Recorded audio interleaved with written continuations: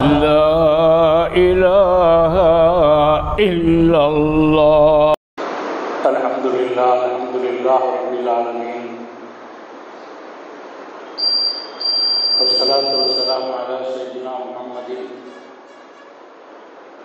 وعلى آله وصحبه أجمعين.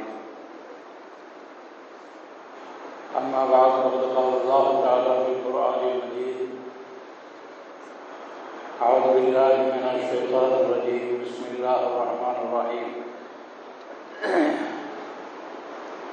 يا أيها الناس إنا خلقناكم من ذكر وأنثى وجعلناكم شعوبا وقبائل لتعارفوا إن أكرمكم عند الله أتقاكم إن الله عليم خبير. عن ابن عباس رضي الله تعالى عنه قال رسول الله صلى الله عليه وسلم: لما خرج من مكة: أما والله إني لا أخرج وإني لا أعلم أنك أحب البلاد إلى الله وأكرمه على الله، ولولا أن أهلك أخرجوني منك ما خرجت. وقال أيضا: ما أطيبك من بلدة وأحبك إلي، ولولا أن قومك أخرجوني ما سكنت غيرك، أو كما قال عليه الصلاة والسلام. அளவிலா அருளும் நிகரிலா அன்பும் கொண்ட ஒப்பற்ற இறைவனுக்கே ஒப்பில்லா போல் அனைத்தும். சலாத்தும் சலாமும் சங்கையும் கண்ணியமும் பொருந்திய காத்தமுன் நபி முஹம்மது ரசூலுல்லாஹ் ஸல்லல்லாஹு அலைஹி வஸல்லம் அவர்களின் மீதும் அவர்களின் அடிச்சுவட்டை அடிபெறலாம் அப்படியே பின்பற்றி நடந்தாலுமே சஹாபாக்கள், தாபிஈன்கள், தபா தாபிஈன்கள், இந்த தீனில் செழித்து வளர்ந்த காரணமாக இருந்த இறைவன் செஞ்சவர்கள், சுஹதாக்கள், சாலிஹீன்கள்,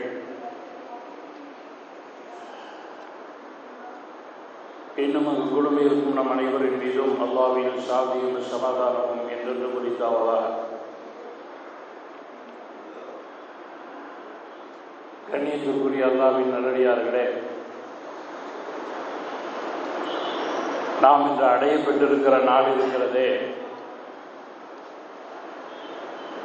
இஸ்லாமிய கண்ணோட்டத்திலும் இந்திய கண்ணோட்டத்திலும் சுதந்திர போராட்ட வரலாற்றினுடைய கண்ணோட்டத்திலும் மிகச் சிறந்த நாளாக கணிக்கப்படுகிறதை நாம் அறிவோம். குறிப்பாக எல்லா நாட்களையும் நாம் இஸ்லாமிய கண்ணோட்டத்தில் பார்த்துதான் வழக்கம். அப்படித்தான் பார்க்க வேண்டும் என்று பெருமானார் ஸல்லல்லாஹு அலைஹி வஸல்லம் அவர்கள் நமக்கு சொல்லி தந்திருக்கிறார்கள். அந்த அடிப்படையில் இன்றைய நாள் இஸ்லாமிய கண்ணோட்டத்தில் நாட்களிலே சிறந்த நாளாக இருக்கக்கூடிய ஜும்மாவுடைய நாள். பெருமானார் ஸல்லல்லாஹு அலைஹி வஸல்லம் அவர்கள் இந்த வெள்ளிக்கிழமை நாளை குறித்து சொல்லுகிற போது, சூரியன் உதிக்கக்கூடிய நாட்களிலேயே மிகச் சிறந்த நாளாக இருக்கக்கூடிய நாள் வெள்ளிக்கிழமை என்று பெருமானார் ஸல்லல்லாஹு அலைஹி வஸல்லம் அவர்கள் சொன்னார்கள். அந்த நாளில் தான் ஆதம் அலைஹிஸ்ஸலாம் அவர்கள் படைக்கப்பட்டார்கள். அந்த நாளில் தான் சொர்க்கத்திலிருந்து அவர்கள் வெளியாக்கப்பட்டார்கள். இன்னும் சொல்ல போனால் பெருமானார் ஸல்லல்லாஹு அலைஹி வஸல்லம் அவர்கள் சொல்லுகிற போது, ஃபஅக்ஸிரு அஸ்ஸலாத ஃபஅக்ஸிரு அலைய மின ஸலாத், என்னின் மீது அதிகமாக நீங்கள் ஸலவாத்து சொல்லுங்கள், எனக்கு எத்தி வைக்கப்படுகிறது என்று சொன்ன நாளும் ஜும்மாவுடைய நாளாக இருக்கு. குறிப்பாக இந்த நாட்களிலேயும் நம்முடைய பங்களிப்பு இல்லை. ஜும்மாவுடைய நாள் மிகச் சிறந்த நாளாக கணிக்கப்பட்டாலும் கூட இஸ்லாமியர்களிடத்தில் இந்த நாளை குறித்து என்ன விழிப்புணர்வு இருக்கிறது? குறிப்பாக இறைநேச செல்வர்களுடைய வரலாற்றிலே பார்க்கிறோம், வியாழக்கிழமையே அவர்கள் ஜும்மாவுடைய நாளுக்கு தயாராகி விடுவார்கள் என்பதை இறைநேச செல்வர்களுடைய வாழ்க்கையிலே பார்க்கிறோம். குறிப்பாக வெள்ளிக்கிழமை நாள் இபாதத்திற்கு அவர்கள் ஒதுக்கி வைத்து விடுவார்கள், உலகத்தினுடைய தேவைகளை எல்லாம் குறைத்துக் கொள்வார்கள் என்று நாம் பார்க்கிறோம். ஆனால் இஸ்லாமிய சமுதாயமாக இருக்கக்கூடிய நாம் தூய மார்க்கத்திலே வாழ்ந்து கொண்டிருக்கக்கூடிய நாம் பிறருக்கு எடுத்துக்காட்டாக வாழ வேண்டிய இஸ்லாமிய சமூகம் இந்த வெள்ளிக்கிழமை நாள் குறித்து எப்படி இருக்கிறது என்று பார்த்தால், அதற்கு நாம் கூடியிருக்கிற இந்த ஜும்மாவுடைய கூட்டமே நம்முடைய லட்சணத்தை சமூகத்திற்கு எடுத்துக்காட்டக்கூடியதாக இருக்கிறது என்பதை பார்க்கிறோம். பாங்கு 12 மணிக்கே சொல்லப்படுகிறது. அல்லாஹ் சொல்கிறான், யா அய்யுஹல்லதீன ஆமனு இதா நூதிய லிஸ்ஸலாத்தி மின் யௌமில் ஜும்ஆ ஃபஸ்அவு இலா ஸிக்ரில்லாஹ். ஓ ஈமான் கொண்ட விசுவாசிகளே, ஜும்மாவுக்காக வேண்டிய அழைப்பு கொடுக்கப்பட்டால் தொழுகையின் பக்கம் வாருங்கள் என்று அல்லாஹ் சொல்லவில்லை. தொழுகையின் பக்கம் விரைந்து வாருங்கள் என்று சொல்வதோடு அல்லாஹ் நிறுத்திக் கொள்ளவில்லை. வதருல் பை, வியாபாரத்தை நிறுத்திவிடுங்கள் என்று அல்லாஹ் சொல்கிறான். அப்படிப்பட்ட புனிதமான நாளை குறித்து இஸ்லாமியர்களிடத்தில் என்ன விழிப்புணர்வு இருக்கிறது என்பதை நாம் யோசித்து பார்க்க கடமைப்பட்டிருக்கிறோம். வெள்ளிக்கிழமையுடைய நாளிலே சூரத்துல் கஹ்ஃப் ஓதப்பட வேண்டும் என்று பெருமானார் ஸல்லல்லாஹு அலைஹி வஸல்லம் அவர்கள் சொன்னார்கள். குறிப்பாக யார் சூரத்துல் கஹ்ஃபை ஓதுகிறார்களோ அவர்களுக்கு அந்த வாரத்திலே இருந்த அடுத்த வெள்ளிக்கிழமை வரை குழப்பத்திலிருந்து மிகப்பெரிய பாதுகாப்பு கிடைக்கிறது என்று பெருமானார் ஸல்லல்லாஹு அலைஹி வஸல்லம் சொன்னார்கள். அது மாத்திரமல்ல, குழப்பம் ஏற்படக்கூடிய நாட்களிலேயே மிகச் சிறந்த நாள் கியாமத்தினுடைய நாள் தான். யார் சூரத்துல் கஹ்ஃபை வெள்ளிக்கிழமை ஓதக்கூடிய பழக்கம் வைத்திருக்கிறார்களோ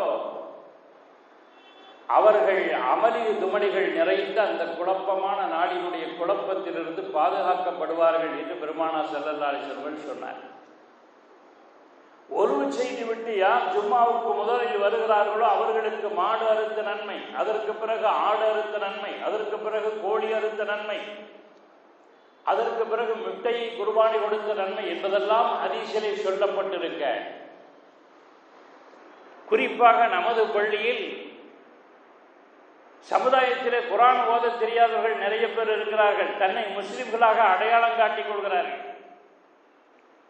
முஸ்லிம் என்பதனுடைய அடையாளம் வெறும் தொப்பியோ, வெறும் தாடியோ, வெறும் ஜுப்பாவோ அவைகள் அல்ல. இஸ்லாமிய வணக்க வழிபாடுகள் நம்மிடத்திலே பரிணமிக்க வேண்டும். வெறும் இஸ்லாமியன் என்று பெருமை பாராட்டுவதனாலோ போராட்டங்கள் நடத்துவதனாலோ எந்த காரியமும் நடந்துவிடப் போவது இல்லை. அப்படி இருக்க வெள்ளிக்கிழமையினுடைய நாள் சூரத்துல் கஹ்ஃப் ஓத தெரியாதவர்கள் நிறைய பேர் இருக்கிறார்கள் என்கிற அடிப்படையில் நமது பள்ளியில் ஓத தெரிந்தாதவர்கள் அவர்கள் காதிலே கேட்டால் ஓதியவர்களுக்கு என்ன நன்மையோ அது கிடைக்கிறது என்கிற அடிப்படையில் நாம் இங்கே அதை வழமையாக்கி இருக்கிறோம். சுபுகு தொழுது விட்டு சூரத்துல் கஹ்ஃபை கேட்கக்கூடியவர்கள் எத்தனை பேர்? அப்படியானால் நாட்களில் சிறந்த நாட்களாக இருக்கக்கூடிய வெள்ளிக்கிழமையிலும் நம்முடைய பங்களிப்பு இல்லை. இந்திய கண்ணோட்டத்திலே இந்திய நாள் எப்படிப்பட்ட சிறப்பிற்குரிய நாள், இந்திய அளவில் இந்த நாள் எப்படி பார்க்கப்படுகிறது? 1947 ஆகஸ்ட் 15 இந்த நாடு சுதந்திரம் அடைந்த நாள். குறிப்பாக யதார்த்தமாக இந்த வருடம் வெள்ளிக்கிழமை இணைந்திருக்கிறது. சொல்ல போனால் நம் இஸ்லாமியர்களுக்கு தெரியாத பல உண்மைகள் மறைக்கப்பட்டு வருகிறது என்பதை நாம் தற்பொழுது பார்த்து வருகிறோம்.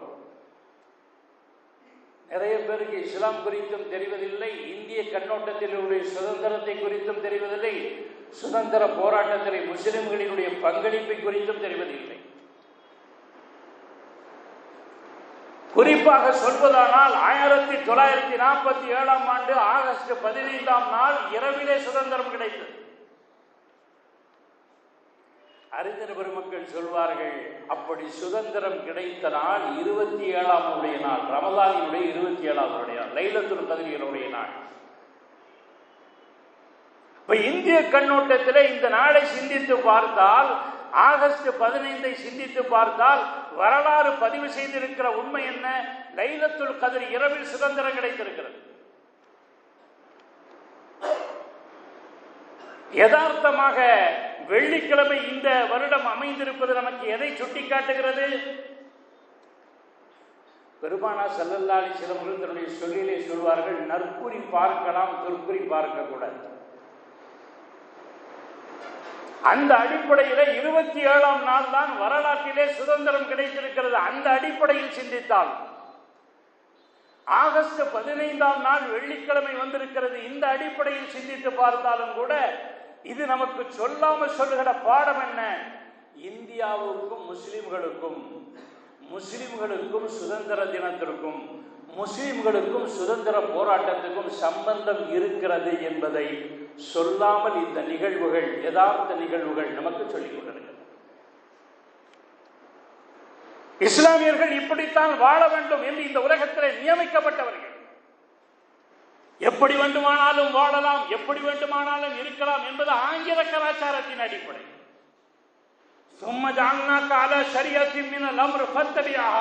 உங்களை அற்புதமான ஷரியத் என்கிற மார்க்கத்திலே நாம் அமைத்திருக்கிறோம். நபிக்கு அல்லாஹ் சொல்கிறான், அந்த மார்க்கத்தை பின்பற்றுங்கள். வலா தத்தபிஅஹ்வா அல்லதீன லா யஅலமூன், மனோ இச்சையை பின்பற்றுகிறார்களே அவர்களுடைய வழியை பின்பற்றார்கள். அப்படியானால் இந்த ஆயத்து சொல்ல வருகிற நோக்கம் என்ன? இஸ்லாத்தை மாத்திரம் பின்பற்ற வேண்டும், வேறு எந்த அடிப்படையும் பின்பற்றக்கூடாது என்கிற கருத்து மாத்திரமல்ல. இஸ்லாம் மாத்திரம் தூய்மையான மார்க்கம், மற்ற வழிகள் அனைத்தும் மனோ இச்சையின் அடிப்படையில் அமைக்கப்பட்டிருக்கிறது. எனவே எந்த நிகழ்வாக இருந்தாலும் சரி, ஒரு குடும்பத்திலே நடக்கிற திருமண நிகழ்வாக இருந்தாலும் சரி, அல்லது இயல்பிலே நடக்கக்கூடிய ஜனாதாவாக இருந்தாலும் சரி, இப்படித்தான் வாழ வேண்டும், இப்படித்தான் இருக்க வேண்டும் என்கிற கட்டாயம் இஸ்லாமியர்களுக்கு உண்டு, மற்றவர்களுக்கு கிடையாது. அந்த அடிப்படையில் நீங்கள் ஷரியத்தினுடைய அடிப்படையில் சிந்தித்து பார்த்தால், ஒரு 10 ஆண்டுகள் 20 ஆண்டுகளுக்கு முன்னால் சுதந்திர தினம் வர்றது தெரியாது, போறதும் தெரியாது. எந்த பள்ளி வாயிலும் கொடியேற்ற மாட்டார்கள். யாராவது முஸ்லிம்கள் சுதந்திர தின கொடியை கொத்திக் கொள்கிறார்கள்? இல்லை. 10 ஆண்டுகளுக்கு முன்னால் அப்படிப்பட்ட நடைமுறையை நீங்கள் பார்த்துக் கொள்ள முடியாது. ஸ்கூல்ல நமக்கு கொடி கொடுப்பாங்க, அது கொடி கொடுத்து முடிஞ்சோன்னா நமக்கு மிட்டாய் கொடுப்பாங்க. இதுதான் சுதந்திர போராட்டத்தை குறித்து நமக்கு தெரியுமே தவிர வரலாறு நமக்கு தெரியாது. அப்படியானால் பாசிச ஆட்சி இந்தியாவிற்கு வந்ததற்கு பிறகு அவர்கள் எப்பொழுது ஆட்சியை கையில் எடுத்தார்களோ அப்பொழுது இருந்து எல்லா பள்ளி வாயில்களிலும் சுபுகு தொழுது விட்டோ அல்லது சந்தர்ப்பம் கிடைக்கும் போதோ தேசிய கொடியை ஏற்றுங்கள், இந்த நாட்டிற்கும் நமக்கும் உள்ள அந்த பந்தத்தை உலகத்திலே காட்ட வேண்டிய நேரம் வந்துவிட்டது என்று சொன்ன அடிப்படையில் எல்லா பள்ளிவாசலிலும் இப்பொழுது கொடியேற்றப்படுகிறது. மதரசாக்களிலே கொடியேற்ற மாட்டார்கள், ஸ்கூல்களிலே பள்ளிக்கூடங்களிலே கொடியேற்றுவார்களை தவிர மதரசாவில் கொடியேற்ற மாட்டார்கள். இந்த இந்தியாவிலே இருக்கக்கூடிய மிகப்பெரிய கேந்திரமான தீனுடைய கல்வியை உலகம் முழுக்க கொண்டு செல்லக்கூடிய கேந்திரமான தேவபந்து மதரசாவினுடைய பல்கலைக்கழகத்தில் கொடி ஏற்றப்படுகிறது. கட்டாயமாக ஏற்றுங்கள் என்று மார்க்க அறிஞர்கள் சொல்கிறார்கள். காரணம் என்ன என்றால், இந்த நாட்டிற்கும் இஸ்லாமியர்களுக்கும் எந்த சம்பந்தமும் இல்லை. சொல்ல போனால் இந்த நாட்டிற்கு இஸ்லாம் தேவையில்லாத மார்க்கம். இஸ்லாமை பற்றி எவ்வளவு வெறுப்பு பிரச்சாரம் செய்ய முடியுமோ, எந்த அளவுக்கு சேற்றை வாரி தூர முடியுமோ அந்த அளவுக்கு இஸ்லாத்தை குறித்த வெறுப்புணர்வை குறிப்பாக இந்தியாவிலே பரப்பப்படுகிறது. அடுக்கடுக்கான குண்டுவெடிப்புகளுக்கு பின்னால் இஸ்லாமியர்கள் தான் மறைந்திருக்கிறார்கள்.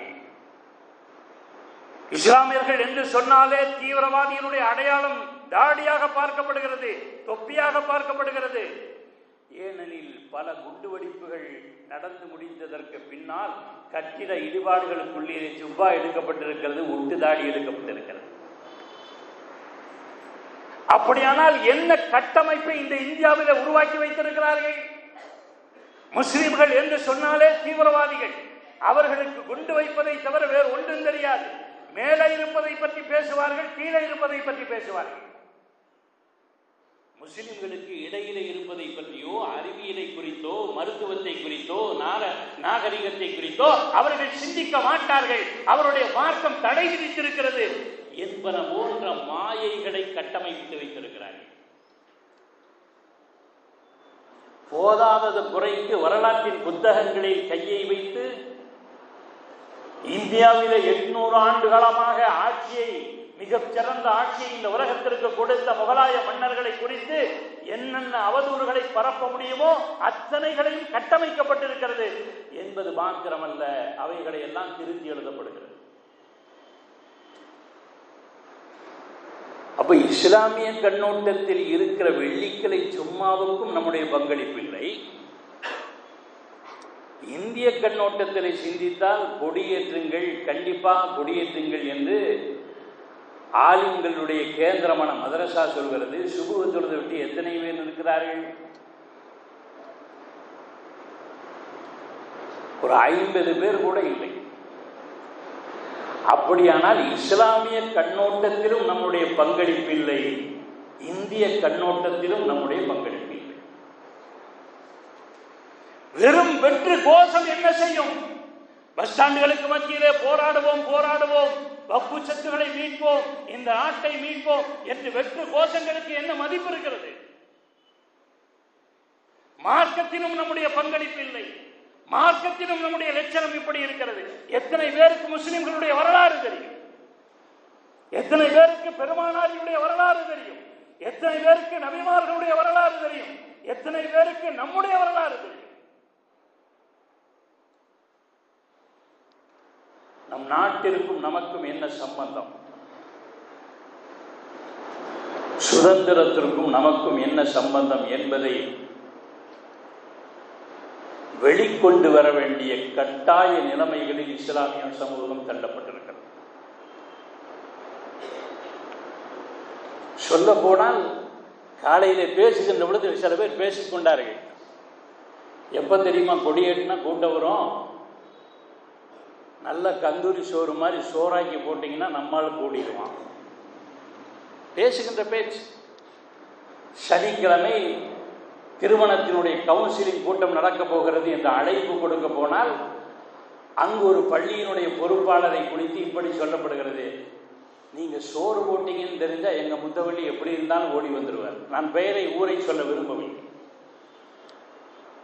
போதாதற்கு ஒரு இயக்கம் என்கிற கயவர் கூட்டம் என்ன சொல்லிக் கொண்டிருக்கிறது? இஸ்லாமிய சமூகம் கல்வியிலே சிந்திப்பதில்லை, வரலாற்றை சிந்திப்பதில்லை, போராட்டங்களை சிந்திப்பதில்லை. வெறும் மௌலுது ஓதி ஓதி ஓதி, வெறும் கந்தூரி கொண்டாடி கொண்டாடி கொண்டாடி, அண்டா நிறைய சாப்பாட்டை ஆக்கி கொட்டி கொட்டி சமூகத்தில் என்ன சாதித்தீர்கள் என்று கேட்பவன் அடுத்தவன் அல்ல, இந்த இஸ்லாமிய சமூகத்தை சேர்ந்தவன் கேட்கிறான்.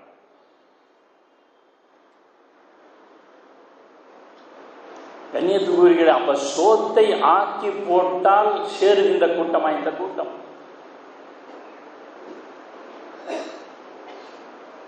சொல்ல போனால் முஸ்லிம்களுடைய வரலாறு அப்படியாக இருக்கிறது. இந்திய நாட்டிற்கும் நமக்கும் என்ன சம்பந்தம் என்று சிந்திப்பவர்கள் வரலாற்றை புரட்டி பார்த்தால் தெரியும். இந்த நாடு சொந்தம் கொண்டாடுவது என்கிற பேச்சு வந்தால், இதை நாம் சொல்லவில்லை. இந்திய நாடு யாருக்கு சொந்தம்? யாருக்கும் சொந்தம் இல்லை, மதச்சார்பற்ற நாடு.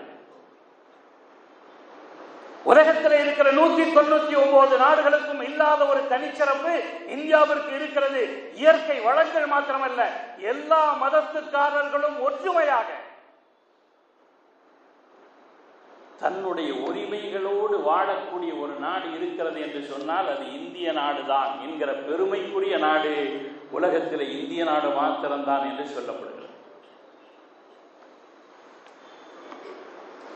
காரணம் என்ன? முஸ்லிம்களும் இங்கே இருக்கிறார்கள், இந்து பெருமக்களும் இங்கே இருக்கிறார்கள், கிறிஸ்துவ பெருமக்களும் இங்கே இருக்கிறார்கள், சீக்கிய பெருமக்களும் இங்கே இருக்கிறார்கள், பௌத்த பெருமக்களும் இங்கே இருக்கிறார்கள். அவரவர்கள் அவர்களுடைய மத உரிமைப்படி இங்கு வாழ முடிகிறது. அப்படிப்பட்ட ஒரு நாடு, இந்த நாடு எவனுக்கும் சொந்தம் கிடையாது.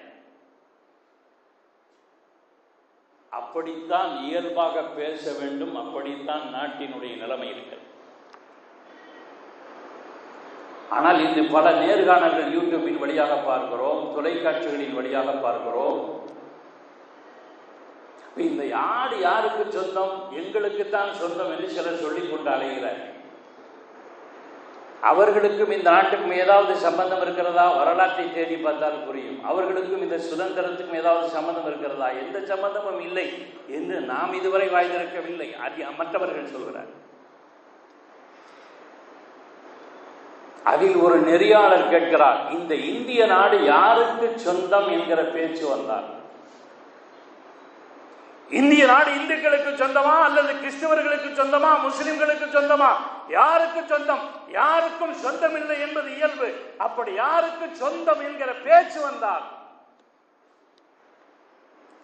உரிமை கொண்டாடுவதற்கு முதல் தகுதியான மக்கள் முஸ்லிம்கள் தான் என்று ஒரு முஸ்லிம் சொல்லவில்லை, ஒரு கம்யூனிஸ்ட் கட்சிக்காரர் சொல்கிறார். இந்த நாடு யாருக்கு சொந்தம் என்று பேச்சு வந்தால் இந்த நாட்டை உரிமை கொண்டாடுவதற்கு முதல் தகுதி படைத்தவர்கள், முழு உரிமை படைத்தவர்கள் முஸ்லிம்கள் தான். காரணம் என்ன? அவர்களுடைய பங்களிப்பு தான் இந்த நாட்டிற்கு இரத்த ரீதியாகவும் சரி, தியாக ரீதியாகவும் சரி, உயிர் ரீதியாகவும் சரி, வணிக ரீதியாகவும் சரி, பொருளாதார ரீதியாகவும் சரி, எத்தனை ரீதிகள், எத்தனை கண்ணோட்டங்கள் வைத்திருக்கிறதோ அத்தனை கண்ணோட்டங்களிலும் இந்த நாட்டிற்காக தியாகம் செய்கிற முதல் பட்டியலில் முஸ்லிம்கள் இருக்கிறார். அதனால தான் முஸ்லிம்களுடைய வரலாறு, இந்த நாட்டினுடைய வரலாறுகளை எல்லாம் அழிக்க அவர்கள் முற்படுகிறார்கள். ஊர்களினுடைய பெயர்கள் ஏன் மாற்றப்படுகிறது? முஸ்லிம் மன்னர்களுடைய பெயர் ஆங்காங்கே வைக்கப்பட்டிருக்கிறது, ஊர்களுக்கு வைக்கப்பட்டிருக்கிறது, தெருக்களுக்கு வைக்கப்பட்டிருக்கிறது. அதற்கு பின்னால் பல வரலாறுகள் ஒளிந்திருக்கிறது, பல தியாகங்கள் ஒளிந்திருக்கிறது. அதை கொஞ்சம் கொஞ்சமாக அடுத்த தலைமுறைக்கு கொண்டு போய் சேர்த்து விடுவார்களோ, எங்கே இஸ்லாத்தை தழுவி விடுவார்களோ என்ற பயத்தின் காரணமாக கொஞ்சம் கொஞ்சமாக அந்த அடையாளங்களை, வரலாற்று சுவடுகளை அழிக்கின்ற முயற்சிகளை இந்த பாசிச அரசு செய்து கொண்டிருப்பதை முன்னால் நாம் பார்த்துக் கொண்டிருக்கிறோம். அழிக்க முடியாத நிரந்தர சாட்சியாக இந்தியாவினுடைய கேட்டில் இந்த நாட்டிற்காக, இந்த நாட்டினுடைய சுதந்திரத்திற்காக தியாகம் செய்த, உயிர் நீத்த 95,300 பேரினுடைய பெயர்கள் அங்கே பதிவாகி இருக்கிறது. அந்த 95,300 பேரில் 61,945 பேர் முஸ்லிம்கள். இப்படி சுதந்திர வரலாற்றினுடைய எந்த புத்தகத்தை புரட்டுங்கள், எந்த வரலாற்றை புரட்டுங்கள், முன்னணியில் இருப்பவர்கள் முஸ்லிம்கள். உங்களுக்கு என்ன வரலாறு இருக்கிறது? அதை கூட நாம் சொல்லவில்லை. சூழ்நிலைக்கு வரலாறு மாத்திரம் உங்களுக்கு இருக்கிறது. ஆங்கிலேயர்களுக்கு அடிமை சாசனம் எழுதி கொடுத்த வரலாறு இருக்கிறது. சொல்ல போனால் உங்களினுடைய தலைவரின் வாயிலாகவே சுதந்திர போராட்டத்திற்கு வித்திட்டவர்கள் யார் தெரியுமா? இஸ்லாமியர்கள் என்று சொன்னவர்கள் சாவர்கர். பள்ளிவாசல்களுடைய ஜும்மா மேடைகள் தொழுகையை ஒழிப்பதற்கு, மார்க்கத்தினுடைய சட்டங்களை ஒழிப்பதற்கு இருக்கின்ற இடத்தில் அந்த சட்டங்களை சொல்ல வேண்டிய உலமா பெருமக்கள் சுதந்திர போராட்டத்தினுடைய வேட்கையை குறித்து பேசினார்கள். அப்படிப்பட்ட தியாக வரலாறு இந்திய வரலாறுக்கு சொந்தமானது என்று சொல்லக்கூடியவர்கள் முஸ்லிம்கள் அல்ல. நாமே நம்முடைய பெருமையை பீத்திக் கொள்ள வேண்டிய அவசியம் கிடையாது. சுதந்திர கொடியை நீங்கள் எடுத்துக் கொள்ளுங்கள், எவ்வளவு கண்ணியமாக அது பாதுகாக்கப்படுகிறது. மூத்த பிரதமர்கள் இறந்தாலோ, நாட்டினுடைய முக்கிய இடத்தில் இருப்பவர்கள், பதவியில் இருப்பவர்கள் இறந்தாலோ கடைசியாக அந்த கொடி போற்றப்படுகிறது, கண்ணியமாக பார்க்கப்படுகிறது. இந்திய அரசியல் சட்டமைப்பினுடைய வரலாற்றினுடைய பார்வை. அந்த கொடி வடிவமைக்கப்பட்டிருக்கிற 3 கலர்ல அதுல இருக்கு. சிகப்பு கலரு, வெள்ளை கலரு, பச்சை கலர் இல்லையா? எதை குறிக்கிறது? இந்த நாட்டினுடைய மதச்சார்பு தன்மையை குறிக்கிறது. சிகப்பு என்பது இந்துக்களையும், வெள்ளை என்பது கிறிஸ்துவர்களையும், பச்சை என்பது முஸ்லிம்களையும் குறிக்கிறது என்று சொல்வார்கள். அந்த சுதந்திர கொடியை உருவாக்கியது யார் தெரியுமா? சுரையா தியாப்ஜி என்கிற முஸ்லிம் பெண்மணி. வரலாற்றை புரட்டி பாருங்கள். நினைத்தால் எங்களுக்கு பச்சையை மேலே வைத்து தைக்க தெரியாதா? சிகப்பை கீழே வைக்க தெரியாதா? இந்த நாட்டினுடைய சுதந்திர போராட்டத்தில் முன்னணியில் இருக்கிற முஸ்லிம்களை பச்சை தான் என்று எங்களால் காட்ட முடியும். இதுவரை முஸ்லிம்கள் அப்படி காட்டியது. அந்த கொடியில் கூட நாங்கள் தான் கீழே இருக்கிறோம். வெள்ளையனை எதிர்த்து போராட வேண்டும் என்கிற அந்த வேட்கையை, அந்த வீர வேட்கையை இந்த உலகத்தில் உருவாக்கியது யார்? இந்தியாவில். இப்பொழுது நாடு எங்களுக்குத்தான் சொந்தம் என்று பேசிக் கொண்டிருக்கிற கயவர்களின் ஒருவருடைய வரலாறாவது சொந்தமாக இருக்கிறதா? டெல்லியிலே முதலமைச்சர் அங்கே திப்பு சுல்தானுடைய போட்டா மாட்டியதற்கு பின்னால் கேட்டார்கள் இந்த கயவர்கள், திப்பு சுல்தானுக்கும் இந்த நாட்டுக்கும் என்ன சம்பந்தம்? இந்த அரசாங்கத்துக்கும் அவர்களுக்கும் என்ன சம்பந்தம்? டெல்லியினுடைய முதலமைச்சர் கேட்டால், உங்களுக்கும் நாட்டுக்கும் ஏதாவது சம்பந்தம் இருந்தால், அல்லது சுதந்திரத்திற்கும் உங்களுக்கும் ஏதாவது சம்பந்தம் இருந்தால் ஒரு ஆளை காட்டுங்கள், அவருடைய போட்டாவை மாட்டுகிறேன். இன்று வரை பதில் சொல்ல முடியவில்லை. இல்லை, கியாமத் நாள் வரை உங்களால் பதில் சொல்ல முடியாது. இந்த நாட்டிற்காக போராட வேண்டும் என்கிற முதல் வேட்கையை உருவாக்கியவர் வங்க தேசத்து மன்னர் சிராஜுத்தௌலா, குஞ்சாலி மரைக்காயர் போன்றவர்கள். வரலாற்றை எடுத்து பாருங்கள். காந்தி தன்னுடைய சத்திய சோதனை என்கிற புத்தகத்திலே சொல்கிறார், எனக்கு சுதந்திர போராட்டத்திற்கு உறுதுணையாக இருந்தவர்கள் ஆதம் ஜவேரி சகோதரர்கள். 150 கோடி சொத்துக்கள். அப்ப தங்க விலை 2 ரூபா தான்.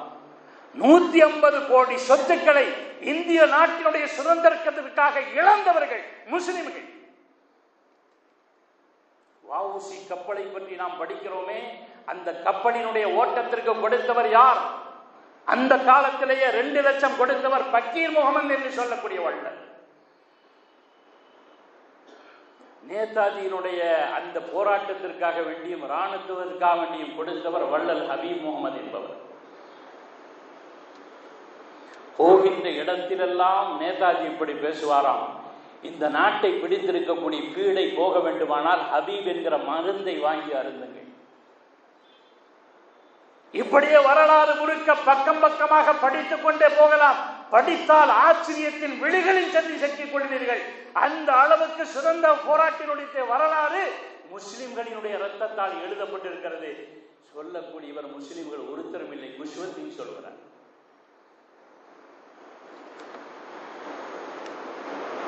வரலாற்று ஆசிரியர் தாம்சன் எழுதியிருக்கிறார், ஒரு இடத்தில் பிணவாடை ஏற்பட்டது, நான் போய் பார்த்தேன், அந்த காட்சியை பார்த்து உறைந்து போனேன். 40 ஆலிம்களை நிர்வாணமாக்கி கையை பின்னே கட்டி மரத்திலே தொங்க விட்டு கீழே நெருப்பு எரிக்கப்படுகிறது. அவர்களை பார்த்து ஆங்கிலேய அதிகாரி கேட்கிறார், இந்த நாட்டிற்கு போராட வேண்டும் என்கிற எண்ணத்தை கைவிடுங்கள், அது குறித்த பிரச்சாரத்தை கைவிடுங்கள், உயிரோடு விட்டு விடுகிறோம். உயிரை விட்டு விடுவோமே தவிர போராட்டத்தை ஒருபோதும் விட்டுவிட மாட்டோம். டெல்லியினுடைய சாலையின் ஓரத்தில் இருக்கக்கூடிய மரங்களை கேளுங்கள், அந்த வரலாறுகள் சொல்லும் தூக்கிலிடப்பட்ட எத்தனை உலமாக்களினுடைய உயிர்கள். இவைகள் முழுக்க முழுக்க இந்திய நாட்டிற்காக முஸ்லிம்கள் செய்த தியாகங்களை அந்த புளிய மரத்திடம் கேட்டால், அந்த மரங்களிடம் கேட்டால் சொல்லும். கண்ணியத்திற்குரியவர்களே, எங்களுக்கு தொழுகை போதும், மறுமை போதும், கபரு போதும் என்று இருக்கக்கூடியவர்கள் முஸ்லிம்கள் அல்ல. இந்த நாட்டிற்காக போராட வேண்டும் என்கிற சுதந்திர வேட்கை எந்த மதத்திற்கும் இல்லாமல் அவர்கள் ஒதுக்கிக் கொள்கிற பொழுது, அடிமை சாசனம் எழுதி கொடுத்த பொழுது முஸ்லிம்கள் மாத்திரம் ஏன் குதித்தார்கள்? காரணம் என்ன? இஸ்லாம் தான் சுதந்திரத்திற்கு வித்திடுகிறது. இஸ்லாத்தில் யாரும் யாருக்கும் அடிமை இல்லை. குர்ஆன் உலகத்திற்கு பறைசாற்றுகிறது, யா யுஹன்னாஸ் இன்னா கலக்னாக்கும் மின் ஸக்கரி வ உன்ஸா, உங்களை ஒரே ஆண் ஆண் பெண்ணிலே இருந்து படைத்திருக்கிறோம். வஜஅல்னாக்கும் ஷுஉபன் வ கபாயில லிதஆரஃபு, அறிமுகமாகிக் கொள்ள வேண்டும் என்கிற காரணத்தினால் உங்களை கோத்திரம் கோத்திரமாக குலம் குலமாக பிரித்திருக்கிறோம். அப்படியானால் ஒரே தாயிலிருந்து வந்தீர்கள் என்று சொன்னால் என்ன பொருள்? எவனுக்கும் எவனும் இந்த உலகத்தில் அடிமை. அப்படிப்பட்ட சுதந்திர கருத்துக்களை இஸ்லாம் மாத்திரம்தான் இந்த உலகத்தில் சொல்லிக் கொண்டிருக்கிறது. ஏன் வந்தே மாதரம் பாட மாட்டோம் என்று நாம் சொல்கிறோம்? கொடி ஏற்றுகிறோமே தவிர, கொடிக்கு நாம் மரியாதை செலுத்துவோமே தவிர கொடிக்கு வணக்கம் என்று சொல்ல மாட்டோம். காரணம் என்ன?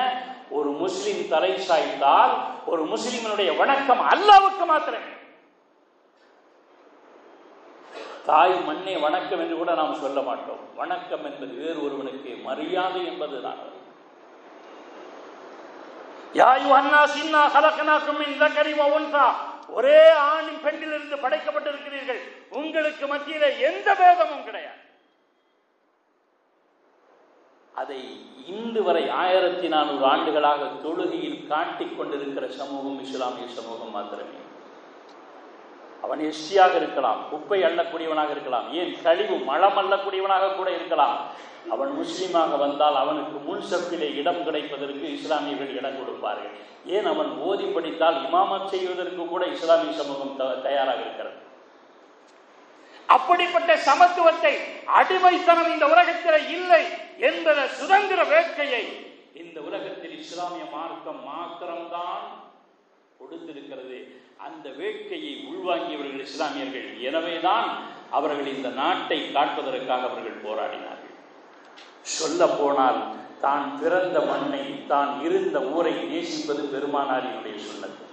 மக்காவை விட்டு பெருமானார் செல்கிற பொழுது அந்த காபாவை பார்த்து சொன்ன வார்த்தை, உலகத்திலேயே நீதான் எனக்கு பிரியமான ஊராக இருக்கிறாய், இடமாக இருக்கிறாய், கட்டிடமாக இருக்கிறாய்.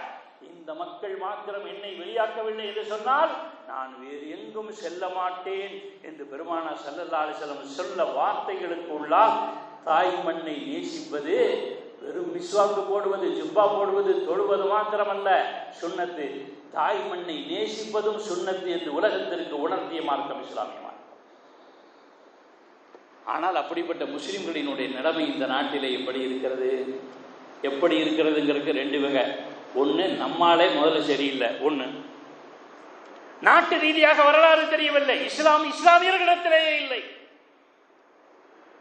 இன்னொன்று, இஸ்லாமியர்களுக்கு இந்தியாவினுடைய வரலாறு தெரியாது, நம்முடைய வரலாறு தெரியாது, இஸ்லாமியனுடைய வரலாறு தெரியாது. எனவே வரலாறுகளை படித்தால் மாத்திரம் போதாது, வரலாறு படைக்க வேண்டிய இஸ்லாத்தை நம்முடைய சமூகத்தின் மூலமாக, நம்முடைய செயல்பாடுகளின் மூலமாக இந்த உலகத்தில் காட்ட வேண்டிய கட்டாய தருணத்தில் நாம் வாழ்கிறோம். எனவே வரலாறுகளை தெரிந்து கொள்ள வேண்டும். நம்முடைய பங்களிப்பு இந்த நாட்டிற்கு எந்த அளவுக்கு இருந்தது அல்லது இருக்கிறது, இனி இருக்க வேண்டியது இருக்கிறது, எல்லாத்தையும் தெரிந்து கொண்டு இஸ்லாத்தினுடைய செயல்முறைகளில் வாழக்கூடிய பெருமக்களாக அல்லாஹு தஆலா நம் அனைவரையும் ஆக்கி அருள் புரிவானாக. ஆஹிர் தஅவானா அல்ஹம்துலில்லாஹி ரப்பில் ஆலமீன். அஸ்ஸலாமு அலைக்கும் வரஹ்மத்துல்லாஹி தஆலா.